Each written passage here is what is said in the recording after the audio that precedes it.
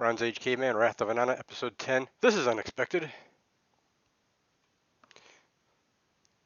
Forgar says, "What the hell's going on in here?" Timogar, Uno, and Timogar Do awake from their slumber. You two know Clergy does not approve of buggery, or getting drunk on duty, or sleeping on duty. Timogar Uno says, "It's not how it looks. That whore, Hortu. Or cavorting with whores on duty, goddammit. What the hell am I supposed to do with you two? You know it's festival. Things always get a little lax during festival. I remember you, before you became sergeant, all kinds of slack was cut for you. Just get dressed and shut up. We'll deal with this later." Forgar sniffs. "What's that smell?" Forgar heads down to the tunnels to investigate and finds a disaster in the holding cell. God damn it. Forgar opens the cell gate and finds two charred corpses on a dead Inanna, presumably. "Oh, this is bad. This is bad. This is bad." Inanna groans. Forgar pulls Inanna from the cell. "Those bitches." "What happened?" Inanna falls silent. "I should just kill her. Save a lot of problems." "Hold on. I'll get help." "I must report this to Clergy counsel." "Shit."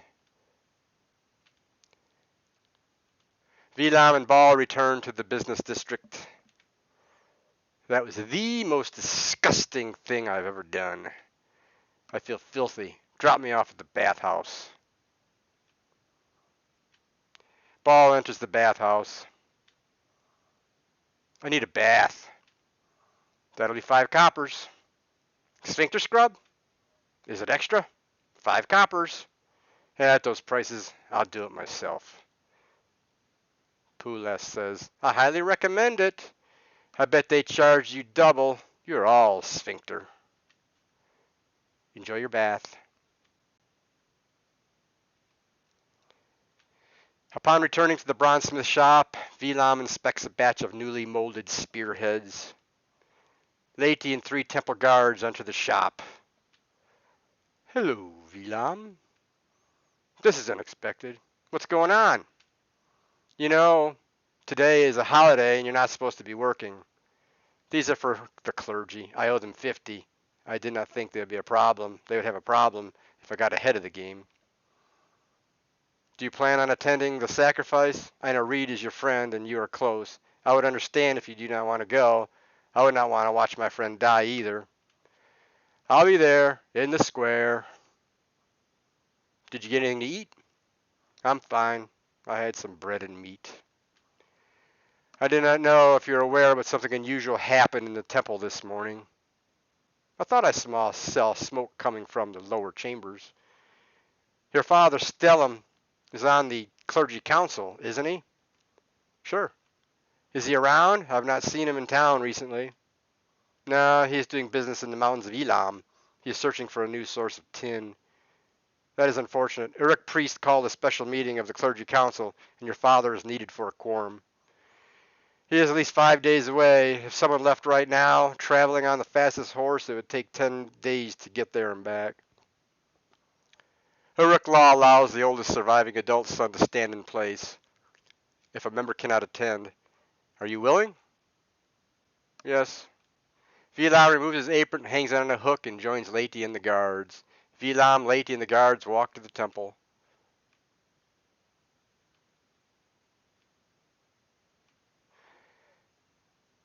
"We need to wait here until we're summoned." Lesser priest. "They are ready for you." They enter the anteroom and find clergy council already assembled. "Did you find Stellum, the bronzesmith?" "No, Stellum is on business in Elam. We need him for a quorum." Vilam hears Stellum's son is authorized by Uruk law to be his temporary replacement. Uruk priest studies Vilam.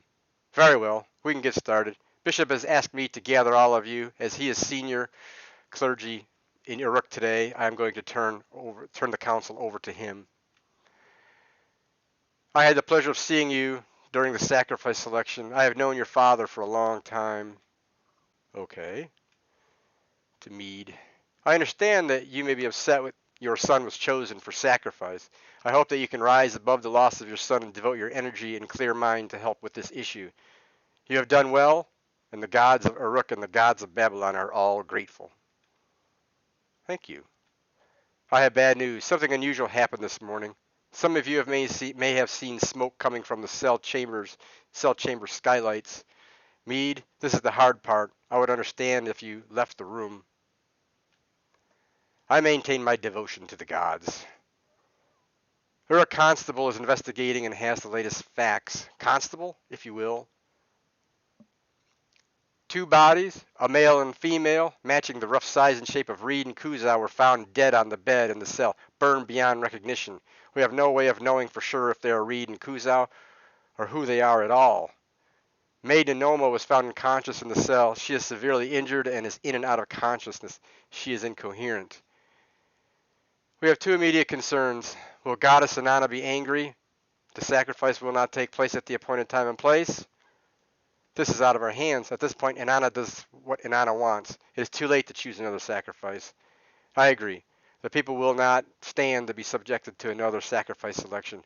Also, if they find out Reed may be missing, the people would think we decided to save Reed because he is the son of our richest citizen. They won't stand for that. The second concern is the people of the city must believe the sacrifice takes place as planned. Tradition dictates future good fortune depends on this sacrifice. If there's no sacrifice and good fortune follows, the people may stop fearing the gods. Yes, the people must fear the gods, otherwise chaos. I propose we keep this a secret from the people and convince them the sacrifice proceeds as planned. We all need to agree with this course and vote. A unanimous decision improves our position with Inanna. All agree. Okay, proposal adopted. We have 3 hours at the most. Get to it. Meeting adjourned. Mead, Vilam, I need you two to stay behind. We have further business to discuss. Clergy council exits. Vilam, Mead, and the guards remain. Vilam, Mead, we need your help in making this credible. Okay.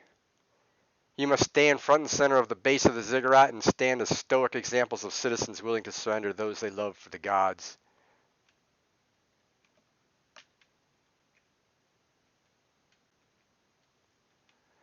It is the least I can do to pay my respect to my son and the gods. Long pause. If you could excuse us for a moment, to the guards. The guards leave. So, would you two care for wine? Mead and Vilam shake their heads. Here's where we are. I was not completely forthcoming about Anoma. She is conscious. She made confusing statements that involve you two. She mentioned you two were snooping around the anteroom and roof on sacrifice selection day. She does not believe Kuzau, the maiden, is dead. She also said Reed escaped with your help. She said the Hortu released Reed and Kuzau. I know her. I see her in beer hall from time to time. She does not seem to be the type to selflessly risk her life for a rich kid. You have the greatest interest in Reed. I understand how a father may try to save his son. I want to believe you are not behind this. We have indeed known each other for a long time. You know my devotion to the gods is absolute. I assure you I know nothing about this. Anoma is lying. I bet it was a lover's quarrel and suicide. What about the guards? They deny knowing anything. I think they're hiding something. Perhaps it would not surprise me if they were still drunk and hungover from last night. I thought I smelled something. In all the years that we have offered sacrifices to the gods, the correlation between these sacrifices and the outcome of subsequent events is no better than random chance. I have doubt they really matter to the gods. What is certain, they matter to the people. They must fear the gods, or they will fall out of line and become uncontrollable. I remain devout. It is not my place to test the power of the gods. I have a decision to make. I can continue the investigation, which may lead to you two.